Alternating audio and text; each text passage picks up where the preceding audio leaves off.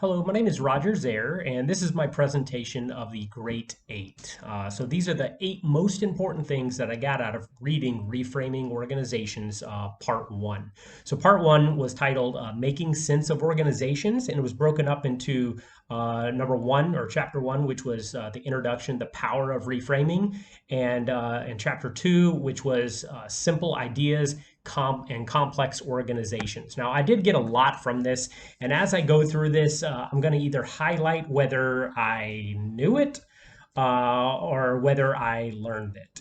Let's start with number 1. The most important or the importance of aligning an organization with a strategic mission. So this is something that I knew. As a being in the military, my first 15 years was as a SEER specialist, and which stands for Survival, Evasion, Resistance, and Escape. And my job was to train individuals, special ops individuals that would go behind enemy lines, how to survive, how to evade capture, resist the enemy, and escape captivity. That sounds all fun and games and stuff, but I went through a lot of training, and one of the organizations that I worked for had an amazing strategy and an amazing mission. And still to this day, over 20 years later, I still remember that mission, and it was very simple. It was, we do these things that others may live. And it was very impactful, understanding that everything that they did to us and put us through training, we can always wrap that back to the mission, that we're doing these things that other people, when they experience this, we can give those experiences and train to those experiences that they can get home and see their families again. And that was very, very, very strong for every one of us. And I've never worked in an organization that was more bound together as like brothers than that organization, because we were all aligned under a very good strategy of operations and a very, very strong mission statement. So let's move on to number 2. By the way, that was from Chapter 1. The second one is also from Chapter 1. So the primary source of cluelessness is a failure to make sense of complex situations. Now, this is something, you're right. Yeah, this is something I learned. I did the usual, just like everyone else, the blaming of people, of red tape, or sometimes even it's no fault to anybody when things go bad. I think that's just kind of like the easy things to do, or easy thing to do. And I never saw it that way. That cluelessness is just not making sense of the full situation. Maybe you don't have clarity on the entire situation. And I loved one of the statements in there. I think it was Magellan or something that said that the more lenses that he used, the more clarity he had in space. And I thought that kind of struck a chord with me, that as a leader, we need to learn more lenses to see. And I'm really excited to see this course, to learn 4 more different lenses to see an organization. So this was something I learned. Number 3, effective managers need frames to generate, skills to sort, and wisdom to match. Now, I kind of like, I reworded that so it kind of fits kind of like what I really got out of that. There was a lot more to that statement, but I think it's very true. And this is something that I actually knew. So managers need need frames to generate, skills to sort, and wisdom to match. So I'm going to kind of relate this to my me being an intelligence officer now. So frames to generate are the different sources that we use in the intelligence community. The more sources that I use, the more frames that I have, the better clarity I have on this situation, on the intelligence of what's going on. The skill to sort, that's the experience that you have in analytical tradecraft. The more time that you do analysis, the more assumptions that you can come up with, that the more that you practice that, the better you are with sorting through the good and the bad things. And then the wisdom to match. I kind of would say the wisdom to match is the knowledge that you have on the topic or the country or whatever that we're looking at, the more wisdom, the more knowledge I have on this specific topic, I'm able to match the event to actually what we may say will happen, so I can match to the assessment. So this is something that I've learned, although I never did think about taking this analysis process and applying it as a manager. So I thought that was really cool to kind of apply this to effective manager. So let's go to number 4. Targeting individuals oversimplifies the problems and does little to prevent its reoccurrence. Now, this is something that I learned, and I guess this is something that I thought I knew, but I never saw it from this perspective.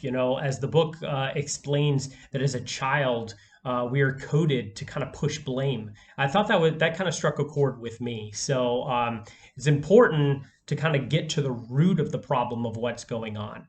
And when you get to the root of the problem, instead of just blaming, different things that may have happened, maybe a product that was created didn't get approved by somebody. So you go, oh, well, it's this person's fault, or it's this person's fault, or maybe it's my fault, even blaming myself. But redefining the question and maybe doing something in a different way could have worked in that situation. So I thought that was really important, and that's what I kind of got from that. Let's go to number 5. So the solution to today or yesterday's problems often creates tomorrow's obstacles.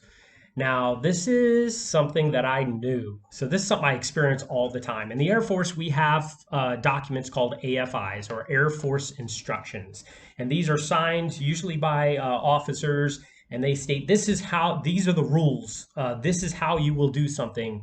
And oftentimes, a solution to yesterday's problem. So an AFI that was written a couple years ago made a lot of sense, but it actually creates a lot of obstacles for us today. I'll give you an example. So years ago, we had an Air Force instruction that was written that basically stated that everybody going in, deploying to Iraq or Afghanistan or anywhere in the Middle East were required to review a document called an ISOPREP, or an Isolated Personnel Report.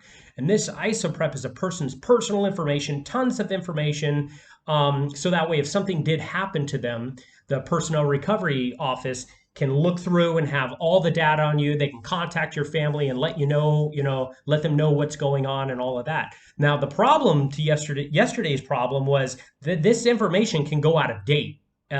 So the AFI states that everybody needs to review it every 6 months. Well, today we don't deploy as much as we used to, at least for some. So back in the day, when you're deploying almost every year or every other year for a couple months at a time, it made a lot of sense to review every 6 months. But now for individuals who haven't deployed for 4 or 5 years,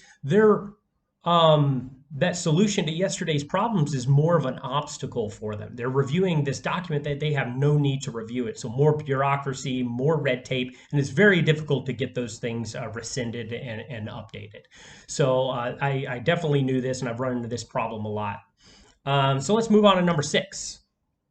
As managers, we never directly experience the consequences of our decisions.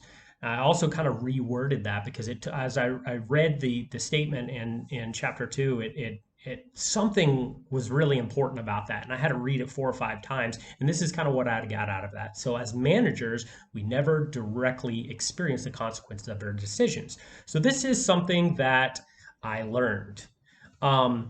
As we implement change as managers, it's important that we follow up and that we get feedback.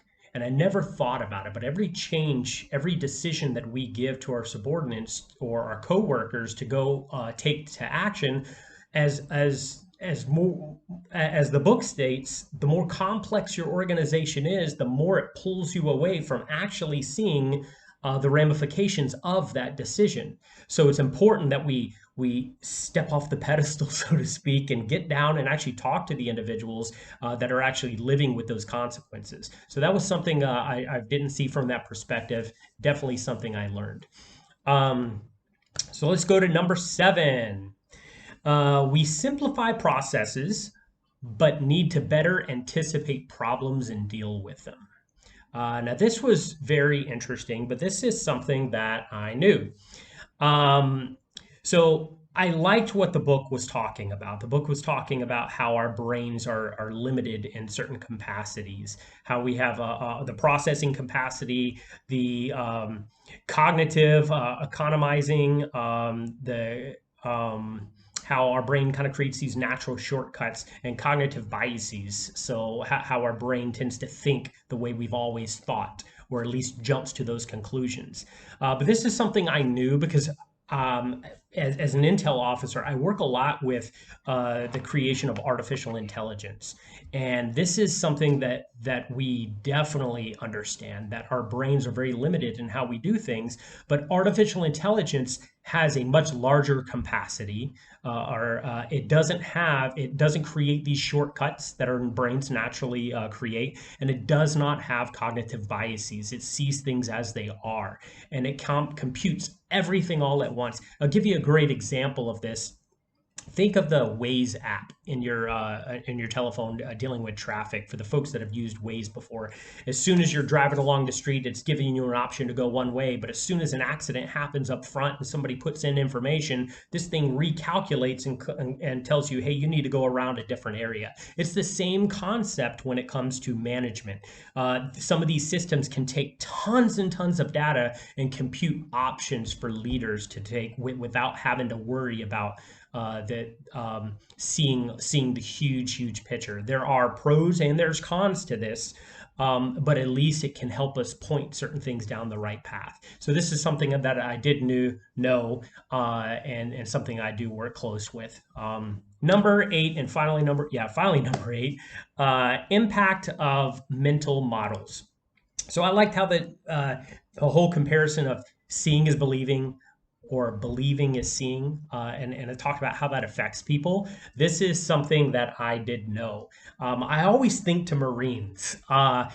We love our sister services, but Marines are like bred differently. They are trained differently. They don't understand the word failure. It's just not in their vocabulary. It doesn't happen. Because it doesn't exist to them. And I'll give you a great example. In Vietnam, there was this hill called Hill 244. It's a famous story of about 8 Marines that were on this hill, and they were taking fire from all these different directions. They were all injured. They were very low on ammunition. If that was a bunch of Air Force guys sitting up there, I don't know what the heck we would do, right? We were crying because we probably didn't have air conditioning or something. But these Marines, they didn't see failure. They didn't see that things were coming in on them. All they saw was their gunny, and their gunny sergeant was telling them to throw rocks. And they did not question. They picked up rocks and they threw them. You asked me to throw rocks, I'd be like, why the heck are we throwing rocks? But they threw rocks. But he'd say that for a very strategic reason, because the enemy thought that they were grenades and allowed them to pop up and move out of their areas, and they were able to make all of their ammunition count. When they were rescued, they were able to hold off the enemy for over 72 hours at that location. And when they were rescued, they had 4 rounds of ammunition between the 8 of them.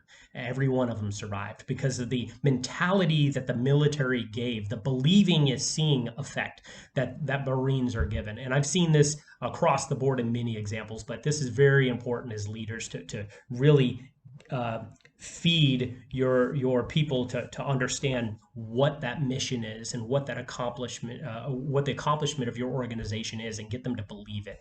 So these are the 8 things that I got from reading this book. I'm actually excited to learn these 4 lenses, and excited to see what you all come up with. So anyway, thank you for your time, and I hope you enjoyed my presentation.